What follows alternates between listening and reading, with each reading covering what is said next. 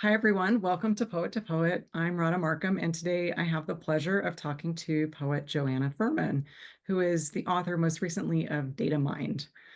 Before I introduce you to Joanna, I want to invite you to become a subscriber of the Substack newsletter if you aren't already. Just go to poettopoet.substack.com and you can subscribe for free. In it, you'll find interviews like this one, plus helpful ideas on writing and publishing books of poetry. So again, today I'm thrilled to introduce you to Joanna Fuhrman. Joanna is an assistant teaching professor in creative writing at Rutgers University and the author of 7 books of poetry, including To a New Era and Data Mind, the most recent collection. Fuhrman's poems have appeared in Best American Poetry 2023, the Pushcart Prize Anthology, the Academy of American Poets Poem a Day, and the Slowdown podcast. Great podcast, by the way. And she first published with Hanging Loose Press as a teenager and became a co-editor of that press in 2022. So Joanna, welcome to Poet. Such a pleasure. Thanks for having me. So this new book, Data Mind, is your 7th collection. Tell us a little bit about the book.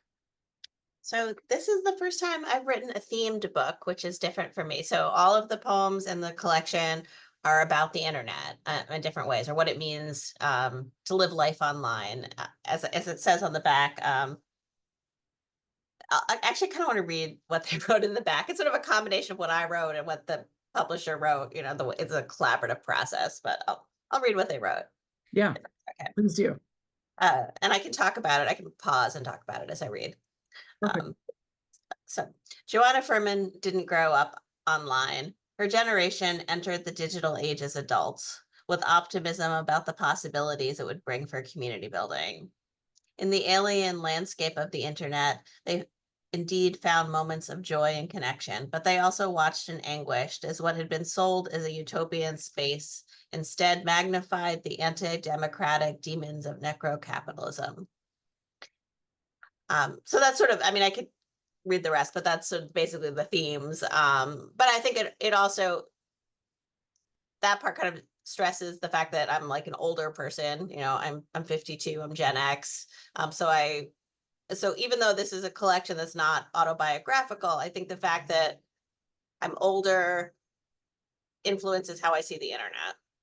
Also, I'm a woman, and that influences my experience of the internet. And I'm Jewish, and that influences my experience of the internet. And so all of these sort of filters come through the book, even though it's very much not an autobiographical book. There's a lot of crazy stuff. It's a comic surreal book, and so at no point am I writing about my life, but who I am is influences what the book is and my voice and my perspective. Yeah, great. I love the way that you paint that picture of all the different lenses that might come into, a themed book of this nature. So a lot of times when I'm, talking with poets about the work that they're developing, bodies of work, they're not yet clear on those lenses. So I'm curious, how did you come to recognize, so did you start with this project in mind? And then how did you come to recognize those lenses within the work?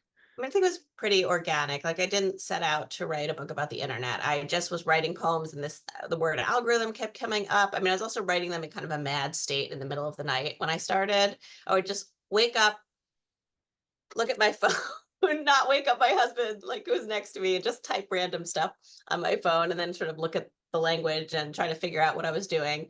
And then I was like looking at the poems, I was like, oh, this is all about digital life. It's probably because I've spent too much time online. This was actually written before I started the book before the pandemic, but somehow I still felt maybe isolated enough and consumed with the internet enough that that's what I was writing about or thinking about. Or maybe I was also thinking about the internet as a way of a lens through which I was thinking about ways in which we're commodified, I think. So I was just sort of writing. And then as the book progressed, I started to think about, okay, I'm writing a book about the internet. What does that mean to me? And how might I think about that in different ways? So I think one way I started to think about it is in terms of film, because I think about the internet as sort of a repository of the past. So what happens if you go back and look at movies from the past through the lens of digital life? And then I started thinking about like more political ways of thinking about the internet, like how has the internet changed who we are politically? How, how does, and then I was thinking about how I don't know exactly I'm not sure which is the lens and which is the thing being looked at. But I wanted to bring in sort of some contemporary issues like not gun control, like gun violence and abortion. Um, because I feel like you can't really think about the internet without thinking about all of the sort of pressing political issues that are um, all around us. I didn't say that well, but Yeah. there's Well, also a because lot about like being yeah. a woman, because I think um, the internet is a very gendered place. Mm, And I think that, if you think about the gender division in our country right now, where there's just a greater difference between the way women are voting and the way men are voting, and the world women are living in and the world men are living in. I think a lot of that is caused by the internet. mm, So I think, so a lot of the book is about that and about gender, mhm, but mhm. also like it's about having fun on the internet. Yeah. It's not like I don't think it's a moralistic book. Yeah. Like there are a Well, lot of essays that like tell you, the internet's the end of us. We all need to unplug. That this is mhm. not that. Yeah. Right. Well, and I think that's an important point maybe to make about it up front is that, you know, where other genres might be approaching these sorts of issues or events or those intersections of the intersectionality, right, of the experience of the internet in a more intellectual way, poetry is a different space for thinking about this. So maybe rather than like ask you to articulate something that's difficult to articulate, why don't you read a poem and give us a taste of how that comes out in poetry? Yeah, and this is sort of an Ars Poetica kind of poem. It's called Poetica Fondant. I baked a cake in the shape of a moon, and no one could tell what was a cake and what was the moon. When I cut it open, it tasted like overly sweetened watermelon tea and smelled like the shadows of the leaves on a lake. I loved it. But then the bloggers arrived complaining that my baking was bougie. So I crafted a cake in the shape of my face. It had curly hair, glasses, and an open mouth that could keep talking, even when no one was listening. In my big marble cake nose, I hid my people's struggles, the escape from the pogroms and the years of overly salty chicken. I loved that cake too, but was ashamed to admit it. I had read that identity politics was just the cream filling of neoliberalism. So I baked a cake that was messy like New York. I cut it open and rode the subways and sighed, eating my way through dirty, glistening sidewalks like a hungry Frank O'Hara. But that was the year everyone claimed to be Frank O'Hara, even those numbskulls who hated modern art. So I baked a cake shaped like the internet. And when I cut it open, everyone who tasted it said it tasted just like the internet.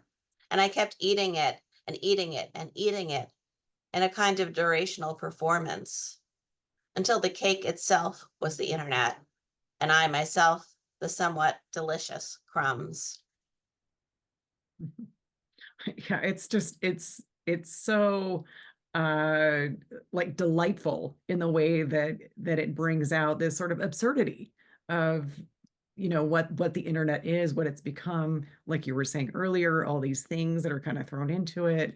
But I love the way that poetry can open up this space to sort of acknowledge, wow, what a strange thing we have created and partake in and eat every day.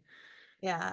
And this poem is sort of a mashup, I suppose, of like thinking about those videos that were really popular a few years ago on the internet of cakes that look like things, but then also kind of using that as a way of talking about like poetry wars, Mm, which I feel like younger people might not even like care about or know about, because it was also something that was very big like 20 years ago. In the sort of early days of the internet, people spent a lot of time arguing about what a poem should be. Now mhm. nobody cares what a poem should be. Yeah. Yeah. Yeah. Beautiful. So tell us a little bit about the organizing principles in the book. So these are predominantly prose poems, Yeah, it's all, yeah, all prose all poems. prose poems. And how did you, you developed this work? It obviously was becoming, um, working towards a book as you were working on these individual poems. How did you then shape that into the book?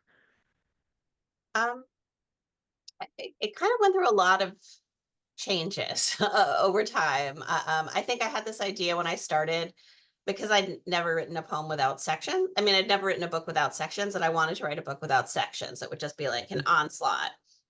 And the poems are really pretty dense. So then trying to organize it without any sections just felt very overwhelming. I mean, too overwhelming. So then I thought, okay, I need to have sections. And I sort of divided things up somewhat thematically because I had a lot of poems about women. So I put that in a section. I think it was called the Pink Internet. I had a lot of poems about film. I put those in a section called the Matrix. I don't remember all the names of the sections, but maybe it felt, the book got accepted that way. But one of the things the outside reader said was it was anonymous, but she didn't really think that the film section made sense for various reasons. But also it got me thinking about if this was really the best way of thinking about the book, because having the really serious, the titled sections made each section seem too distinct. And the other thing that the outside reader said, the anonymous reader, was that she thought there could be more internet language, which I liked a lot as an idea. So I kind of thought about those two ideas of like reconceptualizing the book and also trying to bring in more internet language. So then I came up with this idea, which you will see, of having memes. These are like poetic memes that divide up the book and have lines from the poems, just to give it more of the like the texture of the internet. Yeah. But also as a way of sort of suggesting some of the themes that are going to come up, but without being quite as definite about things. Mhm, mhm, Just a little bit more of a permeable boundary. mhm. Um, but then, there is sort of like an order of the book too, in the sense that the earlier poems in the book are more about the optimism, Mm, when you first discover the internet, or, just the pleasure of the internet. And then as the book goes on, there's more about this physical, sociological, psychological, political consequences. mhm, mhm. So it Great. kind of takes you on the journey from, Yeah, um, it's hard because I almost feel like I don't know if like it ends up somewhere, and I don't know if I necessarily agree with that ending. I mean, I hope that the ending of the book is wrong because you know um I also finished it a while ago when it seemed like Trump was going to win, and maybe he's not going to win. So maybe it's I don't know. I suppose the problem is, even if Kamala wins, our democracy is still pretty meager and our culture is still struggling. So I don't know what it means to I don't know what it means to end up somewhere. Hopefully we never end up somewhere. We can still keep yeah, reimagining things. yeah. Well, I love the way that you describe that arc, and to be able to discover what that arc is. I mean, it sounds like, to go back to what you were saying earlier about your particular experience of the internet, not having grown up with it, having been, sort of at the inception point of when it becomes part of culture, right? And riding that that train, all the way through to the present moment, and that sort of you know disillusionment process. Um, But I mean, the crazy thing about it is, like, I don't feel that disillusioned. Like, I feel like, the structure of a linear order is that you end up here, and you start here and you end up here. But like the actual experience of life is that things are kind of mixed up. So Absolutely. um so yeah, so I didn't write the poems in order, like I feel like I I don't know. Hopefully things are not I mean, even though I ordered the book that way, I don't know if I necessarily feel that way. I feel like maybe some days I feel so optimistic about the internet still. Yeah. I think one of the beautiful things about this book and other books that I really love is that the end it doesn't close things off, right? It almost invites you to go back and experience the beginning of the book as well, right? So there is a way in which I think a poetry book both can go on a journey and also, sort of have those parts of the journey exist simultaneously in the reader's mind. So Oh, I think maybe that's really interesting. I didn't say I wanted to read this book, but maybe I want to read this poem. I mean, this poem about what's it called? If a menopausal woman dances in a jungle and nobody films it, because that was actually the last. It's one of the earlier poems in the book, and it's a more optimistic poem. But I wrote it's the last poem I wrote in the book, even though it's like towards the beginning. And I wrote it, I guess, like maybe a year, a little more than a year. No, I guess a year ago or so, like last winter. I'm not sure when I wrote it. A while ago. Um, but I think it's funny because I love it when poems change meaning as the world around us changes, because it's a Mhm. poem about the sort of the relationship between dance and political protest, and I feel like the last few months that has been so much like, I mean, I love like all of the like TikTok Kamala Harris like remixes with the dancing, or like I love that like moment, and I love the fact that that kind of happened after I wrote the poem. I don't know. So, okay, maybe I could read this one. Yeah, please. Yeah. Okay. Uh, I don't have to read the others. It's fine. If a menopausal woman dances in a jungle and nobody films it, a child in Belize dances like a banana peel on a yellow afternoon. An old woman with a face like a banana peel performs the same dance in the middle of a riot. I open my laptop and hear a million voices speaking to me at once. Is this how Santa Claus feels when the world's murmuring desires continually interrupt his wordle? As the child dances, other children mirror his moves. Left hand to the sky, right hand toward the disappearing ocean. When one of the dancing arms crashes through the screen, becoming a barking Dodge coin, another arm morphs into jazz. The old woman is thinking about the protests she got lost in as a teen, the way the air smelled of flat beer, how once in the middle of a crowd she overheard a couple break up. Afterwards, the man and the woman had to stay together. The chanting protesters confined their body to the movement of the swarm. Now all the children dance as if they were one child. A dog watching on an iPad in Tampa tries to mimic the moves, but looks like a malfunctioning robot horse. A lawyer in Edgewood does every move one step behind with more booty. A baker in Belfast jerks along, his bell covered hip scarf awkwardly bouncing off spandex leggings. Now, the orange kitchen in Belize is revealed to be the top of a skyscraper in Singapore. The old woman who claimed she was remembering the friend she made at the Selma bus boycott is not an old woman. A chihuahua in a salt and pepper wig. She stars in a streaming ad for squeezable cheese. Still, when Lizzo pops up, her skin shimmering like an inside out ocean, the computer scream, hiccups birds. I read a poem on my iPad and the pixels break into Cheez-Its. A banana peel dances. A banana peel is always dancing somewhere. The child opens his chest. If 20 other children fly out, he knows he's ready to begin. I just love the associative leaps that it allows, which in some ways, that a poem allows us. And in some ways, the internet also allows for that like slipperiness of subject matters, right? It's like you're reading one thing and then you rabbit hole into the next. And so I think there's this strange way in which the internet and poetry rhyme.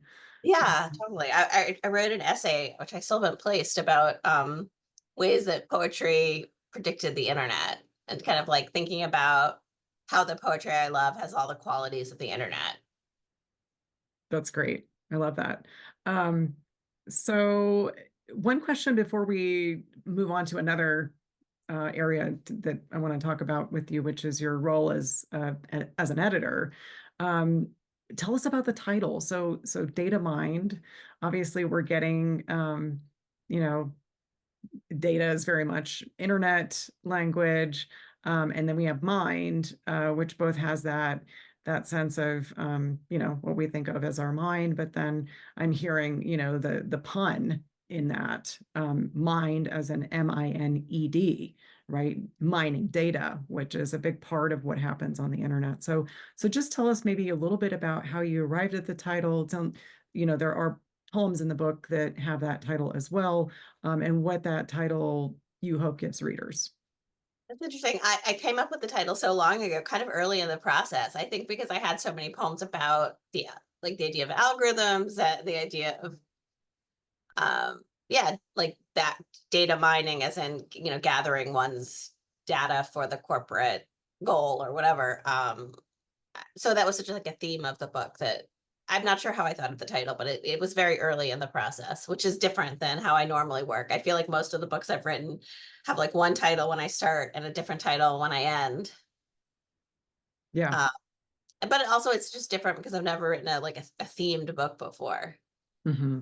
And also I feel like this is kind of like a book length poem in a way, which I have never done before. Hmm. Hmm.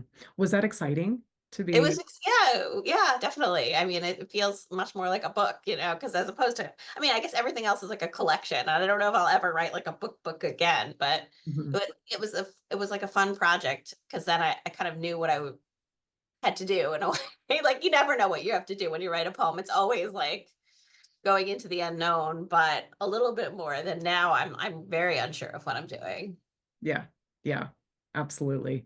Well, could we hear one of the data mined poems? Sure, I'll read the last one in the book, even though it's kind of sad. It's okay. Data mined. The joke that replaced our democracy kept waiting for the laugh track to return. I tried to recalibrate my response, tried to say, no, thank you, without turning off the lights. What misery was left, I swept up, hid away in a cracked jar. I cried out, please bring me your cheese fries, longing to be free. I tried again. I chanted now. I called out when. All the clocks in the underground supermarket struck the same mistake twice. The clown shoes grew a city on their nose. The locks picked themselves. The radio swallowed the television, which swallowed an old hunk of cheese. What I thought was my childhood wore a Groucho Marx mustache on her chest. The joke tap danced on the wall. The wall tap danced on the joke. I clapped my hands together as hard as I could, but I couldn't make anything stop. Mm. I also love the way the poems weave in a sense of embodiment while addressing the internet, which you know feels very unembodied, right? I Yeah. mean, so I think that's another way in which poetry sort of brings that, we are experiencing the internet in our bodies, as well as in, sort of this space we think of as our minds, and in that what's transpiring between us and the screen. So Yeah. really appreciate that about the poems. Um, so you are the co-editor of Hanging Loose Press, and you also published with them very early. Tell us a little bit about that role and what led Early, you to take it on. yeah, early and often. Well, I've known the editors of Hanging Loose. There's this for my whole life. Not my whole life, but since I was a teenager. Um, Bob Hirschon, who was one of the primary editors, founding editors, asked me to come on as an editor maybe around 7 years ago. But for various reasons, I just couldn't. And then after he passed away, a few years after, actually, I guess I felt like it was a good time for me, and I could join um, the team. There's another new editor, Joanne Choi, so we're kind of the younger editors, though neither of us are that young. And then there's founding editor Dick Laurie is still on board, and he's, you know, we're approaching our 60th year, so he's been doing it a long time. And Mark Pollack is also an editor, and he's been doing it for more than 40 years. So, Mhm. Mhm. so it feels like a big commitment because we publish 2 magazines a year, um, 6 books a year, and then we have events, and it's a lot. And all the books that we publish, well, not all, most of the books we publish come out of the magazine. So we publish people in the magazine, and then if we fall in love with a poet, we will publish their books. So it's sort of like what happened with me and my book. When I was a teenager, I started publishing in the magazine because they have a section in the back for high school students. So if you are a high school student, or you have a child who's a high school student, tell them to send us poems. Usually we only accept snail mail, but teenagers can email, which is a new development. So I published a bunch in the magazine in high school and college. And then when I was an undergraduate, actually, Bob Hershon had lunch with me. I think I wrote Bob, and he had a poem in the New York Times, and I was like, oh, this is so cool. And I wrote him, and then he wrote me back and asked if I wanted to have lunch when I was in New York, and I had lunch with him. And then he said that the editors wanted a book from me, and then, it took me a long time. And then when I finished grad school, I gave him a manuscript. So that was my relationship with them. And then this is a very long answer. And then I became Wonderful, because I think this really illustrates like the time and investment that you were making over those years, right? And then at some point, that investment, they started investing in you, right? So this is yeah. really instructive, I think, for people to hear. Yeah, I mean, it's like I didn't want to just give them a book, just as soon as they asked. I kind of needed more time. Mhm. Um, but even then, I mean, I don't know if I should have published my first book when I did. It's a fine book, but I don't know. I think my other books are better. Like I could have waited. Well, I don't know. Could you Yeah, have? It seems like you took the opportunity, I guess. and Yeah. um, I often tell folks whose manuscripts, who I'm working with on a manuscript, that when they're starting to look for, what's the right press, right, for me, that in some ways it's good to look at it as what community do you want to be a part of versus, oh, who's going to do a really good job of promoting me and making me whatever, this Yeah. poet person. It's more like, okay, well, what chorus of voices might I want to join? Obviously, you were joining that chorus through the individual poems to start. So that's a really nice progression from, publishing those individual works, building up a presence in that, community, if you will, and then that community becoming a place where you could publish a book. Yeah, I like that. That's a nice description. I love the idea of books appealing to communities because I feel like especially for me as someone who isn't maybe writing the most mainstream poems, definitely that sense of there being a particular audience has meant a lot to me. Though it's also like very confusing as time goes on because, again, like as I was saying in that poem about poetry worlds, like it just keeps changing. It's Yeah. hard to really know. I did see Juliana Spar just had an essay where she talks about it as like Scotch tape poetics. I really like that. I feel like, yes, that's, we're all in this like just trying to, especially with you were talking about before we started the issues of distribution, with like SPD going down. And so it more and more it feels like Scotch tape poetics. We're just trying to keep it together, Yeah. Yeah. Yeah. create a space for Yeah. the weird work. Yeah, yeah. Well, and maybe that's a good segue to talk about uh, what you look for in submissions. I mean, so Hanging Loose has a particular way of choosing, right? Or, I don't want to say an aesthetics, right? Because I think that's too heavy-handed. But tell us a little bit about what you're looking for when you're looking at submissions. Yeah, well, I should say maybe so we do have, we do accept manuscripts from people we publish in the book, but then we also, I mean, in the magazine, but then we also have a couple of book prizes. One is a translation prize, and one is this new prize that we have just started a few years ago called the Founders Prize. And in that case, there are whole manuscripts we're reading that have been nominated by people we admire, and we read them anonymously. Mhm. So that's been interesting. I feel like we just picked the winner this year. And I think what it came down to was we like there were three finalists and we liked the poems in all three books. But the winner, it, what we liked about it was there was such a range of poems and we felt like we could hear the voice, but it wasn't all the same thing. There was like a lot of different themes. There was um a lot of kind of even different styles. So even though the voice was consistent, there was like a lot of we felt like the writer was really pushing themselves to experiment with different ways of creating a poem. So that was really exciting. That's great. And I think that's really good perspective for, again, a lot of the students and people that I mentor around manuscripts. A lot of times they feel like, uh, can I get away with this, right? Or they've already eliminated a lot of things that could actually go into a manuscript. And then our work is to bring some of those odd pieces back in. And you're the second editor I've talked to who has said, I want to see more variety versus Yeah. more sameness in the work. And of course, different presses are going to have a different preference around how much variety they want to see, but I think that's really interesting. Are there other, like, are there any, I don't want to put you on the spot too much, but are there any big mistakes that you feel poets make? Um, that you, like, if you could go back and maybe even talk to yourself, like, what mistakes did you make, or what mistakes do you see out there? Like, if I Yeah. just Well, do this, I would have done it better. mm, I don't know if I needed to publish my first book. That I mean, it's fine.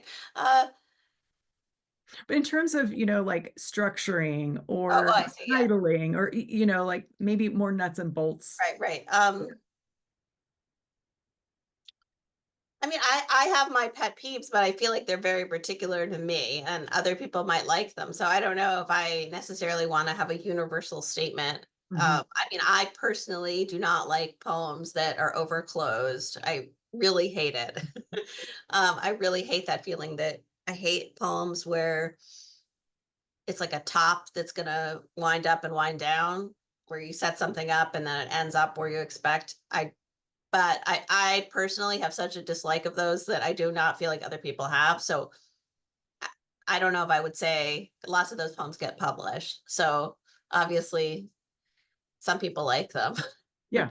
Right, right. And the press will probably have, I mean, this is what I teach people to look for. If you're someone who publish or wants to be publishing work that is very closed in that way, you should know that about your style and look for outlets that do prefer those sorts of poems, right? And versus the other, like the But other end of the spectrum that you're describing, which is much more surprising and open-ended, right? And there are going to be outlets that are appropriate for those stylistic choices. I also feel like among there's four of us editing this press. So I feel like I'm more on the side of not wanting things to be like that. And other people might be more tolerant of it. So Mhm. it's not we're not a monolith. Yeah, It's yeah, yeah, right. So, and to that point, you know, do you feel like the press has among the editorial staff sort of a balanced approach because you do have different preferences yeah. within the editorial team? I mean, I think one thing that comes up a lot in our discussion is whether something has a voice, which is such like an amorphous thing. But I do feel like some poems you feel like you can hear a person speaking, and I think that comes, I know like Dick and Mark come out of the like new American poetry, which I think emphasize the speaking voice a lot. So I do think even Joanna and I, like, I think that we do care about that in a way that maybe not every press would. Like some presses are not as much in that tradition. The other thing that comes up a lot in editing meetings is things that are overwritten. Hmm. Like a lot of, I mean, if you're talking about things to avoid, I would say that. Like sometimes people say things in 10 lines that they could say in one. Hmm. Hmm. So a lack of concision in some Yeah. cases. Yeah. Well, yeah, I feel like in the for when we're reading the magazine, I would say like most of the poems that we're reading are kind of have that problem. Like they just kind of say the same thing over and over, and like are not, that. Yeah, the language itself is not that like interesting, Hmm. or they're not listening enough to the sound of things. Hmm. Yeah. they're not thinking about the music. They're just putting some words. I mean, that sounds mean. I don't know. Well, Maybe no, they, I think this is good advice, because what it says to me and what it says to, I imagine, my students is, you know, be that picky, be that picky, be that precise. Don't accept just because it is on the page that it belongs there, right? Go through the process yourself, probably with other, peers, mentors, workshop leaders. Go through that process that can help you to hone something so that voice is coming through, right? Because I mean, in my experience leading workshop, when it's, you know, overwritten or sort of bloated, it's the voice that's not coming through. That's what suffers. yeah. And I would say like you have to read things out loud. Like I can't imagine writing without reading things out loud, Yeah. like every step of the way. Yeah. Well, I Yeah. guess I wasn't writing out loud when I was like writing in my on my phone in the middle of the night, but then later as I was working on things. Right. Yes. Yeah. I mean, Yeah. because even if something's very weird, if you have a voice, the reader can kind of go along with the journey, I think, a little bit more. Yeah. So, I mean, I say the reader, every reader is different, right? Like, I don't know. Yeah. I don't want to universalize my own aesthetics. But thinking about the reader, Yeah. really actually thinking about the reader and thinking about that voice, I think those are, fundamental to the process of developing the work to the point where it is publishable, right? Yeah. Though, I mean, but also lots of things are published that are not that interesting. So I don't know. Well, I guess, I mean, yeah, it is the internet age, so anything goes. Do whatever you want. mean, I mean, I might not want to read them, but Yeah. Yes. Um, well, great. Any other advice or anything else that you want to say in closing? oh, I want to show off the front. I don't think I showed off the front and the back. I'm very excited because it's Very like my nice. first copy and it looks so beautiful. And I think the press did such a good job. This is the first time I've worked with Northwestern University Press. And they were so just wonderful. Like everything about the process was wonderful. The editing process was wonderful. Like the proofreading process was wonderful. The design I love.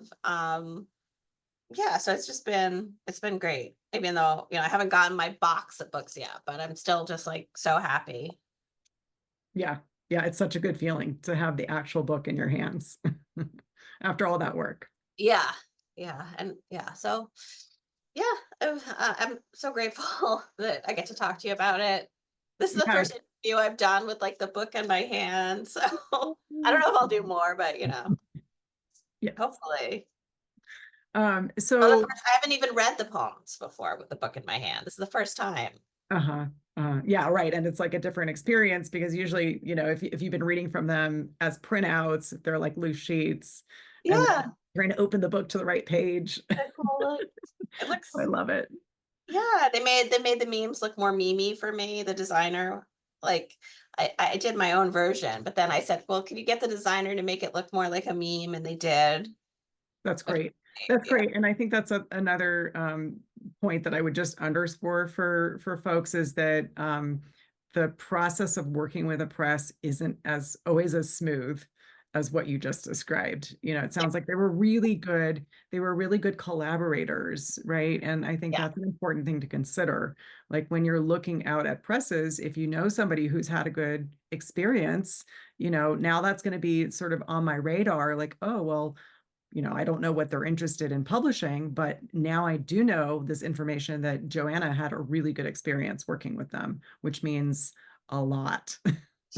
So that's great. So where can people buy the book? Um, I think that, well, I guess anywhere, but I guess the best place would be the Northwestern University website. Okay. Yeah. But also other, I mean, like whatever, bookshop.org or Yeah. The usual usual places places, but that more show up of the money in. will go to the press if you buy from them directly, I Yeah. think. Yes. Important point. Yeah. Great. So that's good. And I think they're pretty good about I've ordered books from them and they come pretty quickly. So Excellent. Excellent. They have a nice website, and they have other books you should look at. Perfect. Well, Joanna, it's been such a pleasure. Thank you for doing this today, and congratulations on Oh, this thank amazing you. book. Thank you so much. Yeah. All right. Thank you.